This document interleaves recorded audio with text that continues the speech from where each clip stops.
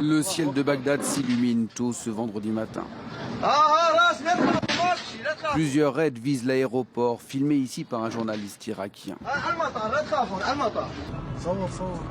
Sur la route, proche de la zone cargo, des véhicules d'un convoi ont été pulvérisés.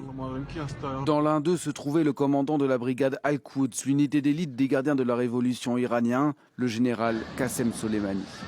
Il venait d'atterrir dans la capitale irakienne en provenance de Syrie ou du Liban. Il est mort sur le coup. Tout comme Abu Mahdi al-Muhandis, le chef d'une milice irakienne soutenue par l'Iran, qui était venu le chercher. Très vite, le Pentagone confirme avoir mené à la demande du président Donald Trump une action défensive décisive pour protéger le personnel américain à l'étranger. Le département de la Défense ajoute que le général Soleimani était activement en train de préparer des attaques contre des diplomates américains en Irak et dans la région.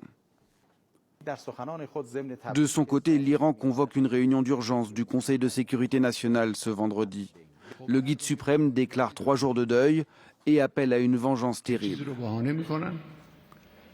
Il s'agit du dernier épisode d'une montée des tensions depuis plusieurs jours entre Washington et Téhéran. Depuis la mort d'un Américain près de la ville irakienne de Kirkouk la semaine dernière, tué dans un bombardement attribué à des forces pro-iraniennes et d'un raid de représailles américain dimanche dernier. Et surtout de l'attaque de l'ambassade américaine à Bagdad en début de semaine par des milices pro-iraniennes. Autre signe de cette escalade, plusieurs centaines de soldats américains sont arrivés dans la région en renfort ces dernières heures.